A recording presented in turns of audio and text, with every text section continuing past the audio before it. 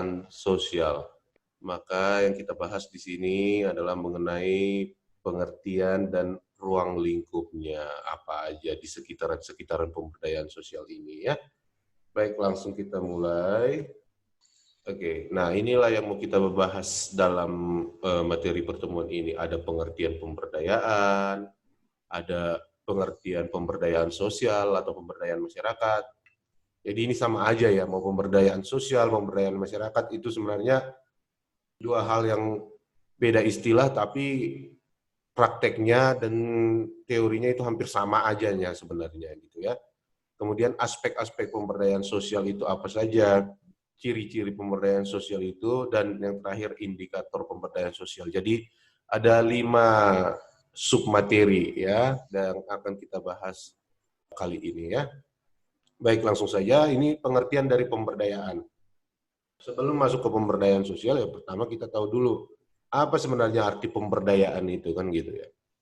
Nah, pemberdayaan itu berasal dari kata daya yang mendapat awalan ber dan menjadi kata berdaya yang berarti memiliki atau mempunyai daya.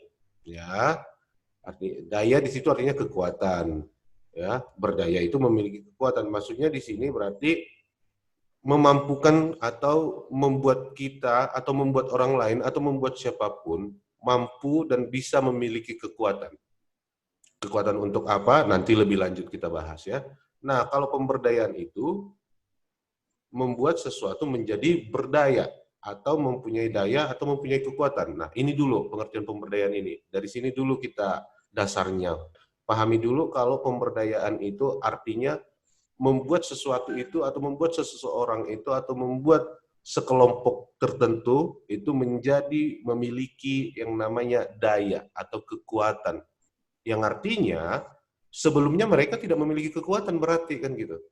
Ya, berarti ada proses di sana. Pemberdayaan itu ada proses yaitu dari yang tidak berkekuatan menjadi berkekuatan.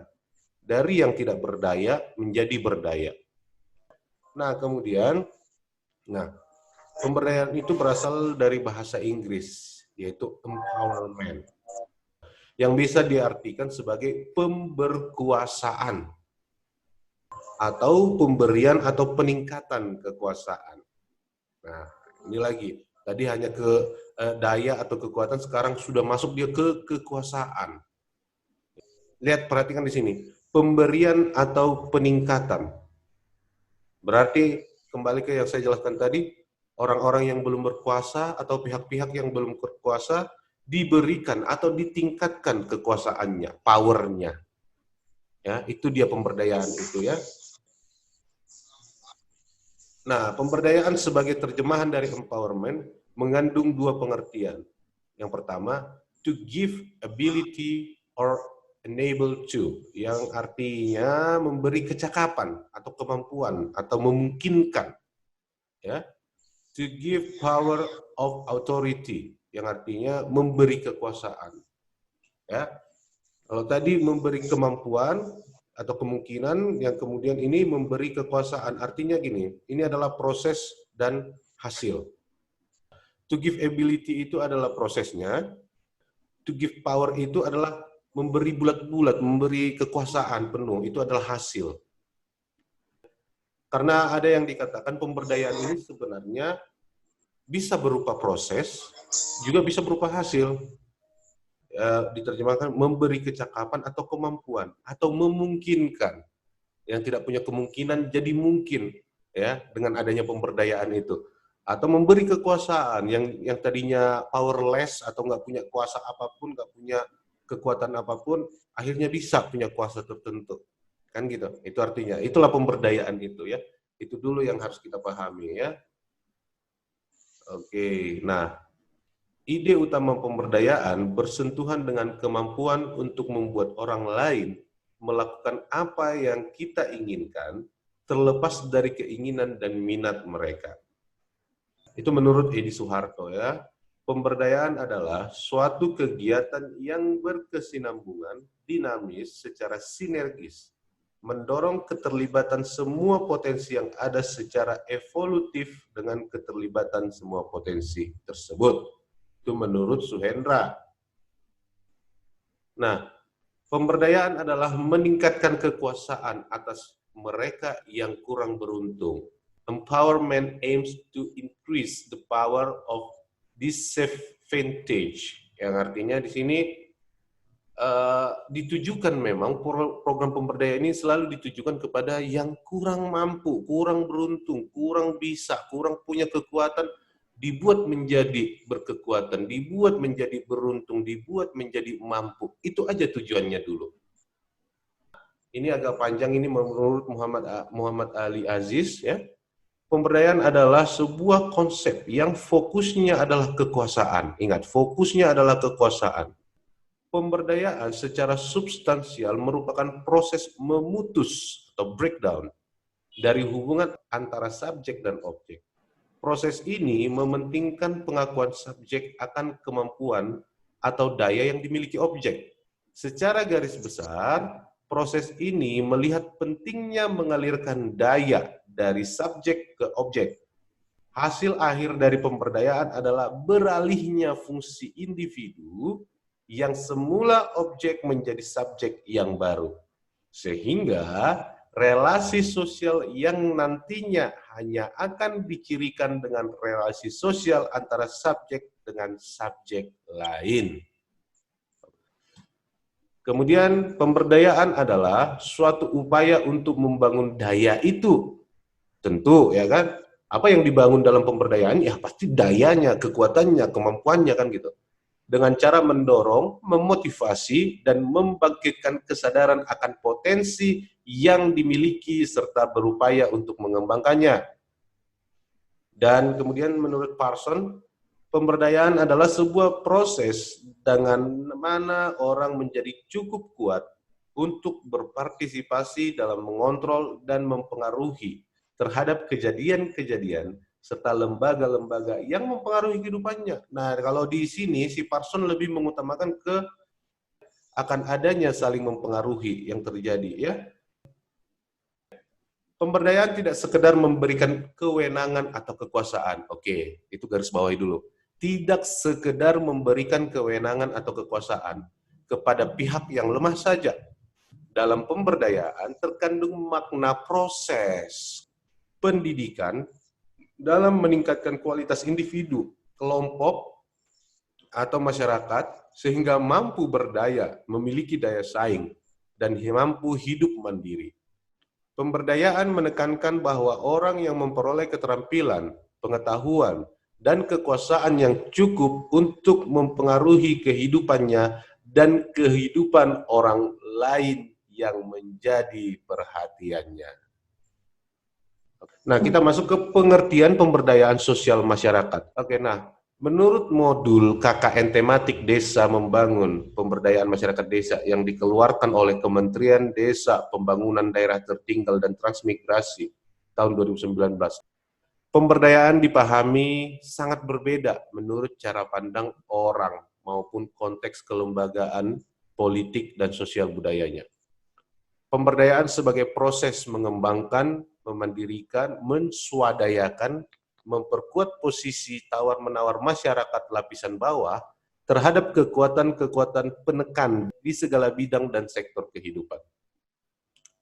Pemberdayaan adalah proses memfasilitasi warga masyarakat secara bersama-sama pada sebuah kepentingan bersama atau urusan yang secara kolektif dapat mengidentifikasi sasaran, mengumpulkan sumber daya, mengerahkan suatu kampanye aksi, dan oleh karena itu membantu menyusun kembali kekuatan dalam komunitas. Pemberdayaan secara makro sebagai upaya mengurangi ketidakmerataan dengan memperluas kemampuan manusia melalui misalnya pendidikan dasar, umum, dan pemeliharaan kesehatan bersama dengan perencanaan yang cukup memadai bagi perlindungan masyarakat dan memperbaiki distribusi modal-modal yang nyata, misalnya lahan dan akses terhadap modal. Ini menurut Kementerian Desa Pembangunan Daerah Tertinggal dan Transmigrasi ya. Nah, ini menurut Ginanjar Kartasasmita. Pemberdayaan masyarakat adalah upaya untuk meningkatkan harkat dan martabat lapisan masyarakat kita yang dalam kondisi sekarang tidak mampu untuk melepaskan diri dari perangkap kemiskinan dan keterbelakangan.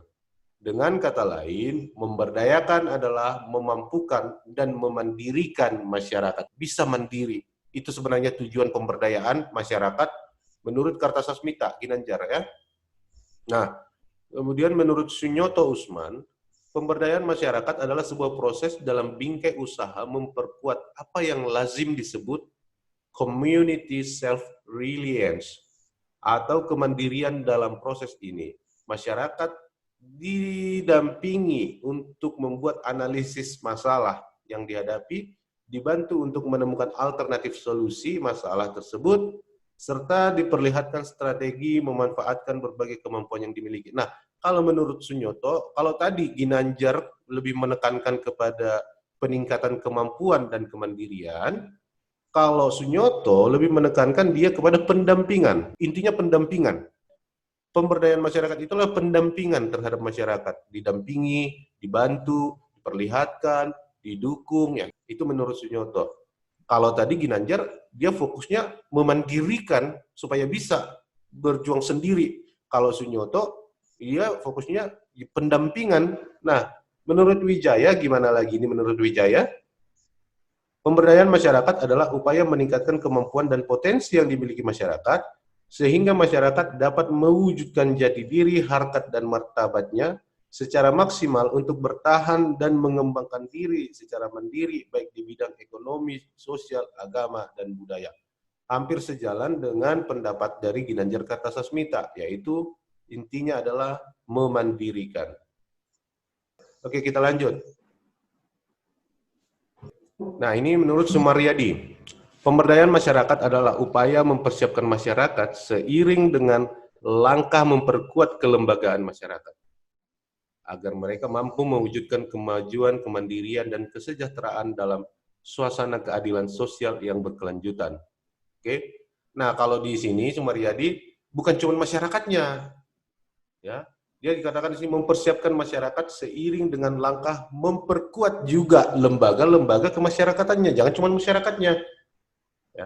Jadi kalau masyarakatnya udah kuat, udah berdaya, tapi lembaga-lembaga masyarakatnya lemah, sama aja, kan gitu. Ya, menurut Sumaryadi. Jadi kelembagaannya pun perlu untuk diberdayakan. Ya. Kemudian selain itu, pemberdayaan masyarakat juga diartikan sebagai berikut, oke? Satu atau A, membantu pengembangan manusiawi yang autentik dan integral dari masyarakat lemah, rentan, miskin, kemudian masyarakat adat yang terbelakang, kaum muda, pencari kerja, kaum cacat, dan kelompok wanita yang didiskriminasikan dan dikesampingkan.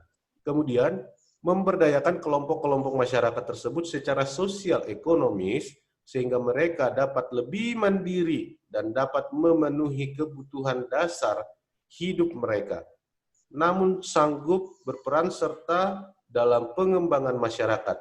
Dari pendapat tersebut, maka pemberdayaan masyarakat adalah upaya untuk meningkatkan harkat dan martabat lapisan masyarakat yang dalam kondisi sekarang tidak mampu melepaskan diri dari perangkap kemiskinan dan keterbelakangan. Ya, kita lanjut lagi. Nah, pemberdayaan masyarakat adalah sebuah pendekatan yang memberikan kesempatan, wewenang yang lebih besar kepada masyarakat, terutama masyarakat lokal, untuk mengelola proses pembangunannya. Nah, kalau di sini, Sutomo ini lebih mengarahkan kepada misalnya bagaimana supaya masyarakat itu mampu mengelola sendiri wilayahnya, mengelola sendiri pembangunan-pembangunan di wilayahnya, tanpa tergantung lagi dengan pihak-pihak lain.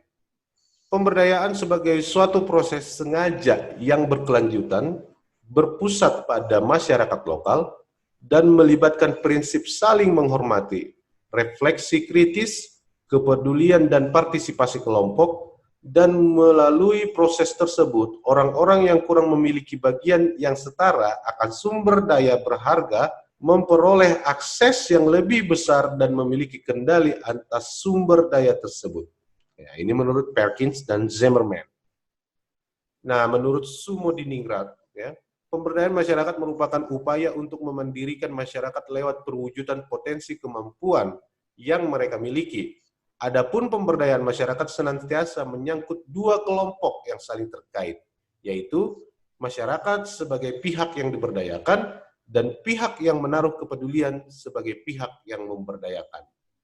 Ada dua pihak yang selalu terkait, yang diberdayakan dan yang memberdayakan.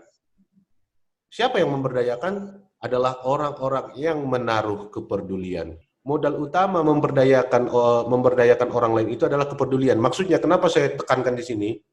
Jika nanti kalian misalnya menjadi fasilitator, menjadi orang-orang yang bertugas memberdayakan orang lain gitu ya, atau menjadi pendamping atau apa, utamakan dulu harus ada ini, kepedulian. Oke, baik, saya lanjut lagi. Dalam konsep pemberdayaan, manusia adalah subjek dari dirinya sendiri. Proses pemberdayaan yang menekankan pada proses memberikan kemampuan kepada masyarakat agar menjadi berdaya. Mendorong atau memotivasi individu agar mempunyai kemampuan atau keberdayaan untuk menentukan pilihan hidupnya. Lebih lanjut dikatakan bahwa pemberdayaan harus ditujukan pada kelompok atau lapisan masyarakat yang tertinggal. Itu menurut Priyono dan Pranarka. Baik. Nah, dalam Undang-Undang Nomor 6 Tahun 2014 tentang Desa, Pasal 1 Ayat 12. Nah, di sini juga ada pengertian pemberdayaan, tetapi dia lebih ke masyarakat desa. Pemberdayaan masyarakat desa adalah upaya mengembangkan kemandirian dan kesejahteraan masyarakat dengan meningkatkan pengetahuan, sikap, keterampilan, perilaku, kemampuan, kesadaran, serta memanfaatkan sumber daya melalui penetapan kebijakan, program, kegiatan, dan pendampingan yang sesuai dengan esensi masalah dan prioritas kebutuhan masyarakat. Oke, kita lanjut lagi. Titik pijak pemberdayaan adalah kekuasaan sebagai jawaban atas ketidakberdayaan masyarakat. Kekuasaan tidak vakum dan terisolasi. Kekuasaan senantiasa hadir dalam konteks relasi antar manusia. Kekuasaan tercipta dalam relasi sosial. Karena itu, kekuasaan dan hubungan kekuasaan dapat berubah. Dengan pemahaman kekuasaan seperti itu, pemberdayaan sebagai sebuah proses perubahan memiliki konsep yang bermakna. Dengan kata lain, kemungkinan terjadinya proses pemberdayaan sangat tergantung pada dua hal. Yang pertama, bahwa kekuasaan dapat berubah, karena jika kekuasaan tidak dapat berubah, maka pemberdayaan tidak mungkin terjadi dengan cara apapun. Yang kedua, bahwa kekuasaan dapat diperluas. Konsep ini menekankan pengertian kekuasaan yang tidak statis, melainkan dinamis. Ini menurut Edi Soeharto. Nah, artinya gini, pemberdayaan ini ya, itu kan sifatnya tadi mengubah orang-orang atau kelompok-kelompok yang tidak punya kekuasaan, tidak punya daya, tidak punya kekuatan menjadi berkekuatan. Tetapi ini tidak mungkin terjadi kalau di daerah itu atau di kelompok masyarakat itu tidak ada yang namanya perubahan kekuasaan. Contoh ini di negara-negara kerajaan misalnya. Ya, siapa raja? Ya keluarganya terus yang raja. Berarti yang lain tidak bisa diberdayakan untuk menjadi raja, sekalipun dia punya potensi atau punya kemampuan. Nah, seperti itu maksudnya ya. Jadi ini hanya bisa berlaku di daerah-daerah atau di negara-negara yang demokratis, misalnya seperti kita. Ya, seperti kita misalnya, Jokowi itu dulu wali kota, tapi dia punya potensi, dia punya kemampuan dan diberdayakan, akhirnya bisa jadi presiden. Artinya seberapa mampu pun kita, seberapa potensial pun kita sebagai manusia, kalau sistem kekuasaan di wilayah kita itu tidak bisa berubah atau statis, maka kita nggak akan mungkin bisa memberdayakan atau diberdayakan untuk mencapai kekuasaan yang lebih tinggi. Makanya ditekankan di nomor 1 ini, jika kekuasaan tidak dapat berubah, pemberdayaan tidak mungkin terjadi dengan cara apapun. Kemudian kita lanjut. Pemberdayaan memuat dua pengertian kunci, yaitu kekuasaan dan kelompok lemah. Kekuasaan di sini diartikan bukan hanya menyangkut kekuasaan politik dalam arti sempit, melainkan kekuasaan atau penguasaan klien. Ya, klien ini artinya orang lemah tadi ya. penguasaan klien atas satu, pilihan-pilihan personal dan kesempatan hidup. Kemampuan dalam membuat keputusan-keputusan mengenai gaya hidup, tempat tinggal, dan pekerjaan. Kedua, pendefinisian kebutuhan, kemampuan menentukan kebutuhan selaras dengan aspirasi dan keinginan. Ketiga, ide atau gagasan, kemampuan mengekspresikan dan menyumbangkan gagasan dalam suatu forum atau diskusi secara bebas dan tanpa tekanan. Keempat, lembaga-lembaga atau kemampuan menjangkau, menggunakan dan mempengaruhi peranata-peranata masyarakat seperti lembaga kesejahteraan sosial, pendidikan, dan kesehatan. Kelima, sumber-sumber kemampuan memobilisasi, sumber-sumber formal, informal, dan kemasyarakatan. Keenam, aktivitas ekonomi, kemampuan memanfaatkan dan mengelola mekanisme produksi, distribusi, dan pertukaran barang serta jasa. Ketujuh, reproduksi, kemampuan dalam kaitannya dengan proses kelahiran, perawatan anak, dan pendidikan dan sosialisasi. Inilah beberapa hal yang dikuasai oleh orang-orang yang berkuasa terhadap orang-orang klien tadi atau kelompok lemah. Artinya gini, saya penguasa, saya punya masyarakat, 7 hal ini yang ada dalam masyarakat saya kuasai. Dan saya berdayakan mereka untuk masing-masing bisa mengerjakan ini. Ya, saya buat pelatihan-pelatihan, saya buat pendidikan, saya buat seminar-seminar atau workshop tentang bagaimana mereka bisa mengerjakan ini semua. Nah, itu maksudnya kekuasaan dan proses pemberdayaan kekuasaan itu terhadap kaum lemah. Artinya saya harus punya kekuatan dulu, saya harus punya kemampuan dulu. Di samping kepedulian tadi, saya juga harus punya kemampuan dan kekuatan dulu untuk memberdayakan orang lain. Nggak logis, kita nggak mampu, malah kita mau memampukan orang. Kita nggak berdaya, malah kita mau memberdayakan orang. Itu nggak mampu, nggak logis. Nah, itu maksudnya di sini. Saya lanjut. Pemberdayaan adalah sebuah proses dan juga tujuan. Artinya dia sekaligus. Dia adalah caranya dan dia adalah tujuannya. Sebagai proses, pemberdayaan adalah serangkaian kegiatan untuk memperkuat kekuasaan atau keberdayaan kelompok lemah dalam masyarakat, termasuk individu-individu yang mengalami masalah-masalah kemiskinan misalnya. Kalau dia sebagai tujuan, maka pemberdayaan menunjuk pada keadaan atau hasil yang ingin dicapai atau yang sudah dicapai oleh sebuah perubahan sosial, yaitu masyarakat yang berdaya, memiliki kekuasaan atau mempunyai pengetahuan dan kemampuan dalam memahami kebutuhan hidupnya, baik yang bersifat fisik, ekonomi, maupun sosial. Seperti memiliki kepercayaan diri, mampu menyampaikan aspirasi, mempunyai mata pencaharian, dan mandiri dalam melaksanakan tugas-tugas kehidupannya. Nah, saya lanjut lagi. Inti dari pemberdayaan adalah yang pertama, suatu upaya atau proses pembangunan yang berkesinambungan, yang berarti dilaksanakan secara terorganisir. Jangan mati di tengah jalan, jangan putus di tengah jalan. Jadi dia harus berkesinambungan dan ada organisasinya.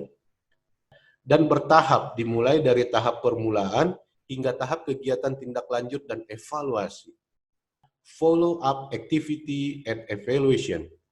Inti dari pemberdayaan yang kedua adalah suatu upaya atau proses memperbaiki, to improve kondisi ekonomi, sosial, dan kebudayaan masyarakat untuk mencapai kualitas hidup yang lebih baik. Inti yang ketiga adalah suatu upaya atau proses menggali dan memanfaatkan potensi-potensi yang dimiliki masyarakat untuk memenuhi kebutuhan-kebutuhan mereka. Sehingga prinsip to help the community to help themselves dapat menjadi kenyataan. Ini artinya membantu masyarakat untuk bisa membantu diri mereka sendiri. Inti yang keempat adalah suatu upaya atau proses memandirikan masyarakat dengan cara menggalang partisipasi aktif dalam masyarakat berupa bentuk aksi bersama atau group action di dalam memecahkan masalah dan memenuhi kebutuhan kehidupan hidupnya. Ya. Nah, berarti inti dari pemberdayaan itu ada 4. Yang pertama itu upaya atau proses pembangunan yang berkesinambungan. Yang kedua, proses memperbaiki. Yang ketiga, proses menggali dan memanfaatkan. Dan yang keempat, memandirikan. Kenapa rupanya harus ada pemberdayaan? Nah, inilah alasannya. Pemberdayaan lahir sebagai antitesis terhadap model pembangunan dan model industrialisasi yang kurang memihak kepada rakyat mayoritas atau kepada rakyat-rakyat miskin gitu. Konsep ini dibangun dari kerangka logika sebagai berikut. Nah, inilah beberapa pemikiran-pemikiran ya yang menganggap kalau pembangunan sekarang atau kondisi industrial atau modernisasi yang sekarang itu kurang memihak terhadap masyarakat-masyarakat kecil, sehingga muncullah pemberdayaan-pemberdayaan ini gitu ya. Pertama, bahwa proses pemusatan terbangun dari pemusatan penguasaan taktik produksi. Artinya, produksi itu dikuasai, terpusat, artinya oleh beberapa pihak saja yang menguasai produksi. Sehingga rakyat-rakyat kecil hanya bisa jadi pekerja aja atau hanya bisa menjadi konsumen aja tanpa bisa melakukan produksi sendiri. Nah, yang kedua, pemusatan kekuasaan faktor produksi akan melahirkan masyarakat pekerja lemah dan masyarakat pemilik faktor produksi yang kuat. Jadi masyarakatnya menjadi pekerja yang lemah walaupun mereka memiliki faktor produksi yang kuat sebenarnya. Mereka punya faktor produksi yang kuat tetapi menjadi pekerja yang lemah atau produsen yang lemah karena kekuasaan faktor produksi itu terpusat di beberapa pihak saja. Sehingga perlu pemberdayaan supaya faktor produksi yang kuat dalam masyarakat ini juga mampu dikerjakan dengan kuat, tidak lemah lagi. Maka pemberdayaan itu penting gitu ya.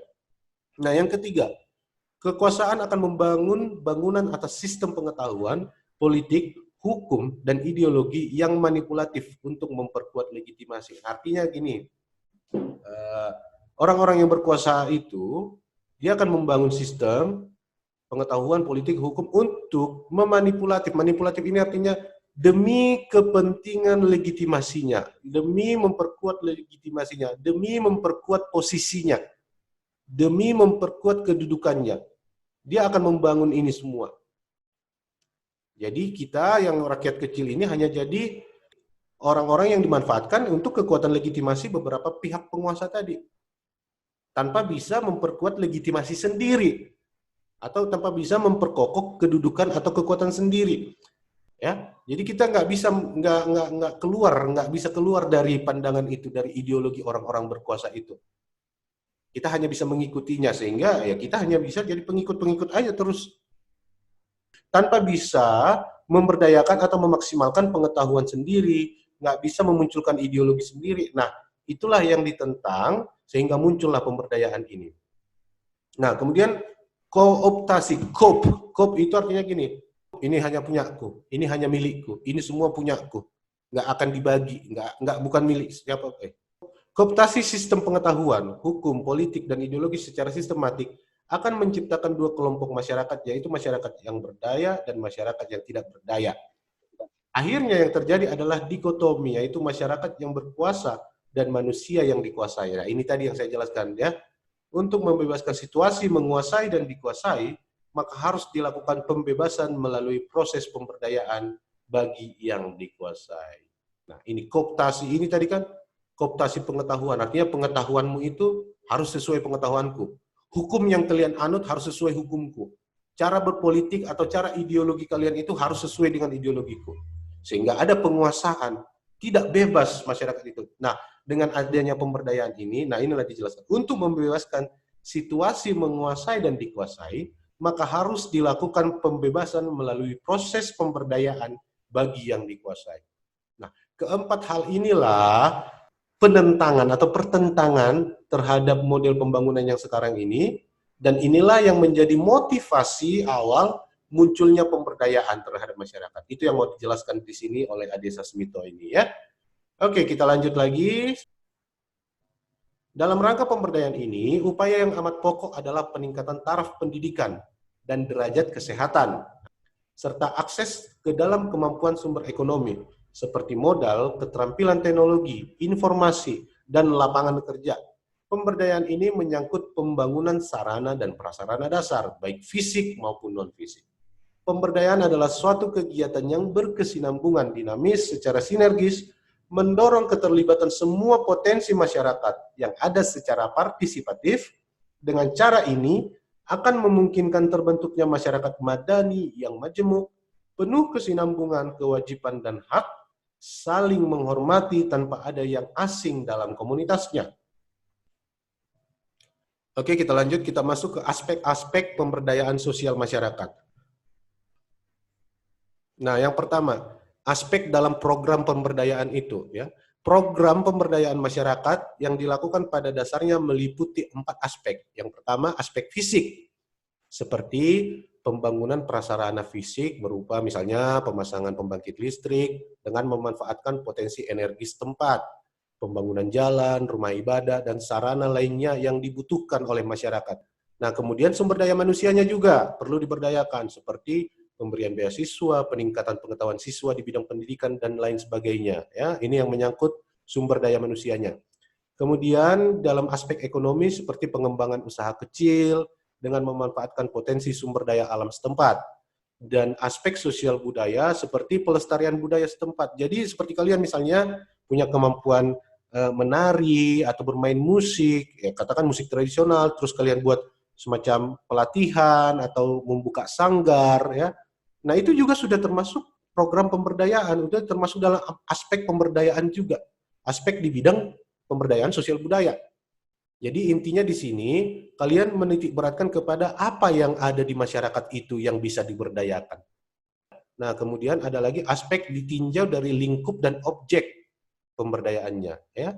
Pemberdayaan masyarakat sebagaimana telah tersirat dalam definisi yang diberikan, ditinjau dari lingkup dan objek pemberdayaan mencakup beberapa aspek, yaitu peningkatan kepemilikan aset, sumber daya fisik dan finansial, serta kemampuan secara individual dan kelompok untuk memanfaatkan aset tersebut demi perbaikan kehidupan mereka. Ya. Kemudian hubungan antara individu dan kelompoknya, kaitannya dengan pemilikan aset dan kemampuan memanfaatkan tadi. Yang ketiga, pemberdayaan dan reformasi kelembagaan. Ya, kemudian pengembangan jejaring dan kemitraan kerja baik di tingkat lokal, regional maupun global. Oke, selanjutnya. Nah, ini dari upaya untuk memberdayakan masyarakat atau empowering dapat dikaji dari 3 aspek. Yang pertama, enabling, yaitu menciptakan suasana yang memungkinkan potensi masyarakat dapat berkembang. Ya, asumsinya adalah pemahaman bahwa setiap orang, setiap masyarakat mempunyai potensi yang dapat dikembangkan. Artinya tidak ada orang atau masyarakat yang sebenarnya tanpa daya, nggak ada. Semuanya punya daya. Hanya saja bagaimana kita menciptakan suasana atau kondisi yang memungkinkan potensi-potensi mereka itu dapat berkembang. Artinya tidak ada penekanan, tidak ada tekanan, tidak ada yang menghalangi, tidak ada hambatan. Jadi mereka bisa leluasa meningkatkan atau mengembangkan potensi-potensi mereka. Kemudian ada empowering, yaitu memperkuat potensi yang dimiliki masyarakat melalui langkah-langkah nyata yang menyangkut penyediaan berbagai input dan pembukaan dalam berbagai peluang yang akan membuat masyarakat semakin berdaya. Kemudian protecting, yaitu melindungi dan membela kepentingan masyarakat lemah untuk meningkatkan partisipasi masyarakat dalam proses pengambilan keputusan yang menyangkut diri dan masyarakatnya merupakan unsur penting sehingga pemberdayaan masyarakat sangat erat hubungannya dengan pemantapan pembudayaan dan pengalaman demokrasi. Kadang kan orang tidak mau memberdayakan atau menunjukkan potensinya karena takut diganggu, takut ada gangguan nanti. Nah, kita sebagai fasilitator pemberdayaan misalnya harus punya aspek perlindungan itu. Baik, kita masuk ke ciri-ciri pemberdayaan sosial. Ya, apa aja ini ciri-ciri pemberdayaan sosial? Yang pertama, ada 6 ciri dari pemberdayaan masyarakat, yakni diantaranya sebagai berikut. Community leader, ya, ada tokoh atau pimpinan masyarakatnya. Ialah seorang yang bertugas atau melakukan suatu pendekatan kepada para tokoh masyarakat ataupun kepada pemimpin terlebih dahulu, ya. Ciri yang kedua adalah community organization. Ada organisasinya, ada organisasi masyarakatnya. Misalnya sebuah organisasi, contohnya PKK, Karang Taruna, dan lain-lain, yang merupakan suatu potensi yang bisa dijadikan sebagai mitra kerja di dalam suatu upaya pemberdayaan pada masyarakat. Yang ketiga, ciri yang ketiga adalah community fund atau pendanaan masyarakat. Ialah suatu dana sehat atau bantuan atau jaminan, ya, misalnya jaminan kesehatan gitu ya, dan lain-lain yang dapat dikembangkan dengan sebuah prinsip gotong royong sebagaimana salah satu dari prinsip pemberdayaan masyarakat tersebut. Kemudian ciri yang keempat adalah community material atau material masyarakat, artinya ada potensi-potensi material, ya, baik itu potensi alam, ya, potensi sumber daya manusianya atau sumber daya alam gitu ya, yang tersedia dan bisa digunakan untuk bisa memfasilitasi suatu pelayanan atau suatu pembangunan di masyarakat itu. Kemudian ada community knowledge atau pengetahuan masyarakat. Ini ciri yang kelima, ialah sebuah pemberdayaan yang bertujuan untuk peningkatan suatu pengetahuan masyarakat dengan berbagai macam penyuluhan yang bisa menggunakan sebuah pendekatan pendidikan dan pelatihan. Ya. Dan ciri yang keenam adalah community teknologi. Ya, ketersediaan dan pemanfaatan teknologi sederhana oleh masyarakat dalam pemberdayaan masyarakat tersebut. Nah, kemudian ada lagi ini 5 ciri dasar yang melekat pada pemberdayaan masyarakat, meliputi yang pertama, memerlukan break even atau keseimbangan keuntungan dan kerugian dalam setiap kegiatan yang diupayakan. Pada dasarnya, pemberdayaan masyarakat berbeda orientasinya dengan organisasi atau lembaga-lembaga bisnis, di mana dalam pemberdayaan masyarakat, keuntungan yang diperoleh akan didistribusikan kembali dalam pengembangan bentuk program atau kegiatan pembangunan lainnya secara berkelanjutan. Jadi, kalaupun ada keuntungan-keuntungan dari program pemberdayaan itu dimanfaatkan untuk pemberdayaan itu juga, atau untuk pemberdayaan bidang-bidang lain lagi. Jadi pemberdayaan itu terus bersambung, terus ada yang diberdayakan, terus ada yang ditingkatkan.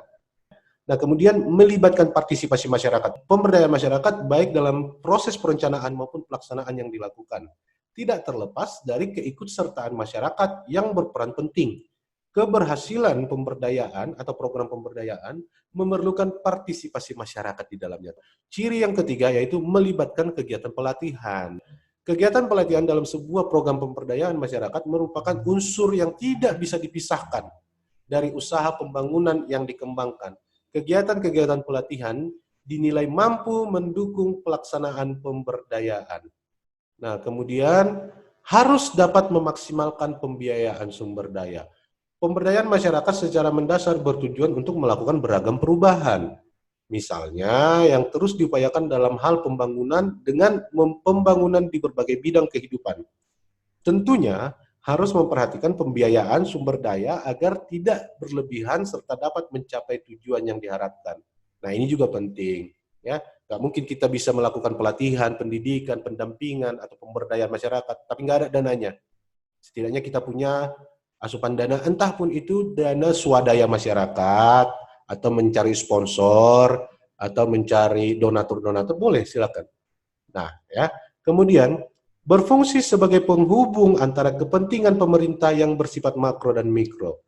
Pemberdayaan masyarakat dalam pelaksanaannya berfungsi sebagai penghubung dalam berbagai kepentingan yang berlainan. Dalam hal ini, adanya peranan pemberdayaan komunitas yaitu sebagai penghubung antara kepentingan dalam pemerintah yang bersifat mikro dan makro yang menjadi salah satu ciri yang melekat dalam pelaksanaan pemberdayaan masyarakat. Ya. Nah, oke, saya lanjut lagi. Nah, kita masuk yang terakhir ini ke indikator pemberdayaan sosial masyarakat. Ini yang terakhir ya. Indikator ini artinya tolak ukur bagaimana keberhasilan suatu program suatu pemberdayaan sosial masyarakat itu. Nah, indikator pemberdayaan masyarakat yang disebut sebagai empowerment index atau indeks pemberdayaan adalah adanya kebebasan mobilitas atau kebebasan gerak. Kemudian kemampuan membeli komoditas kecil, contoh ya makanan, pemenuhan makanan atau pakaian, ya. Kemampuan membeli komoditas besar, contoh mampu membeli rumah, ya, atau membeli kendaraan, gitu. Terlibat dalam pembuatan keputusan-keputusan rumah tangga, oke? Kebebasan relatif dari dominasi keluarga, ya. Kemudian kesadaran hukum dan politik, keterlibatan dalam kampanye dan protes-protes. Kemudian jaminan ekonomi dan kontribusi terhadap keluarga, artinya kedelapan hal ini menjadi indikator atau menjadi tolak ukur tercapainya sebuah pemberdayaan. Nah, kemudian menurut Nugroho bahwa indikator pemberdayaan adalah akses, dalam arti ada kesamaan hak dalam mengakses sumber daya produktif di dalam lingkungan. Kemudian partisipasi, yaitu adanya keikutsertaan dalam mendayagunakan aset dan sumber daya yang terbatas tersebut. Kemudian kontrol, yaitu bahwa laki-laki dan perempuan mempunyai kesempatan yang sama untuk melakukan kontrol atas pemanfaatan sumber daya tersebut. Keempat, manfaat, yaitu bahwa laki-laki dan perempuan harus sama-sama menikmati hasil-hasil pemanfaatan sumber daya dan pembangunan secara bersama dan setara. Untuk mengetahui fokus dan tujuan pemberdayaan secara operasional, maka perlu diketahui berbagai indikator keberdayaan yang dapat menunjukkan seseorang itu berdaya atau tidak. Sehingga ketika sebuah program pemberdayaan diberikan, segenap upaya dapat dikonsentrasikan pada aspek-aspek apa saja dari sasaran perubahan, misalnya keluarga miskin, ya, yang perlu dioptimalkan. Jadi perlu diketahui dulu apa yang mau diberdayakan ini, apa yang mau ditingkatkan ini, apa yang mau dioptimalkan itu. Kalau sudah ada keempat ini, menurut Nugroho, maka pemberdayaan itu sudah bisa dikatakan berhasil. Ya, oke. Kemudian ada lagi nih, menurut UNICEF, mengajukan 5 dimensi sebagai tolak ukur keberhasilan atau indikator keberhasilan pemberdayaan masyarakat. Berikut adalah wilayah. Oke. Yang pertama adalah adanya kesejahteraan. Ya. Dimensi ini merupakan tingkat kesejahteraan masyarakat yang diukur dari tercukupinya kebutuhan dasar seperti sandang, papan, pangan, pendapatan, pendidikan, dan kesehatan. Yang kedua, akses. Dimensi akses ini menyangkut kesetaraan dalam akses terhadap sumber daya dan manfaat yang dihasilkan oleh adanya sumber daya. Tidak adanya akses merupakan penghalang terjadinya peningkatan kesejahteraan atau pemberdayaan. Kesenjangan pada dimensi ini disebabkan oleh tidak adanya kesetaraan akses terhadap sumber daya yang dipunyai oleh mereka yang berada di kelas lebih tinggi dibanding mereka dari kelas rendah yang berkuasa dan dikuasai pusat dan pinggiran. Sumber daya dapat berupa waktu, tenaga, lahan, kredit, informasi, keterampilan, dan sebagainya. Yang ketiga adalah kesadaran kritis. Kesenjangan yang terjadi dalam kehidupan masyarakat bukanlah tatanan alamiah yang berlangsung demikian sejak kapanpun atau semata-mata memang kehendak Tuhan, melainkan bersifat struktural sebagai akibat dari adanya diskriminasi yang melembaga. Keberdayaan masyarakat pada tingkat ini berarti berupa kesadaran masyarakat bahwa kesenjangan tersebut adalah bentukan sosial yang dapat dan harus diubah. Harus ada kesadaran itu.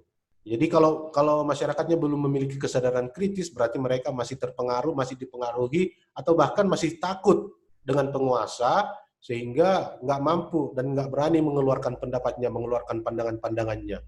Nah, partisipasi. Keberdayaan dalam tingkat ini adalah masyarakat terlibat dalam berbagai lembaga yang ada di dalamnya. Artinya, masyarakat ikut andil dalam proses pengambilan keputusan dan dengan demikian maka kepentingan mereka tidak terabaikan. Nah, itu indikatornya juga bahwa pemberdayaan itu sudah berhasil. Mereka sudah bisa berpartisipasi. Artinya, mereka berpartisipasi bukan hanya sebagai peserta, tapi memang mereka mampu, punya pendidikan, punya wawasan, punya pengetahuan dalam hal itu, sebagai hasil dari pemberdayaan itu. Nah, yang kelima adalah kontrol. Keberdayaan dalam konteks ini adalah semua lapisan masyarakat ikut memegang kendali terhadap sumber daya yang ada. Artinya dengan sumber daya yang ada, semua lapisan masyarakat dapat memenuhi hak-haknya. Bukan hanya segelintir orang yang berkuasa saja yang menikmati sumber daya, akan tetapi semua lapisan masyarakat secara keseluruhan. Masyarakat dapat mengendalikan serta mengelola sumber daya yang dimiliki. Inilah indikator-indikator bahwa sebuah pemberdayaan masyarakat itu sudah dikatakan berhasil jika sudah ada kesejahteraan, kemampuan akses, kemudian ada kesadaran kritis atau kemampuan untuk mengkritisi, ada kemampuan untuk berpartisipasi, dan ada kontrol atas sumber daya yang ada. Indikator keberhasilan yang dipakai untuk mengukur keberhasilan program pemberdayaan masyarakat mencakup hal-hal sebagai berikut. Ini ada lagi indikator yang lain, ada 3 kelompok indikator ya. Berkurangnya jumlah penduduk miskin.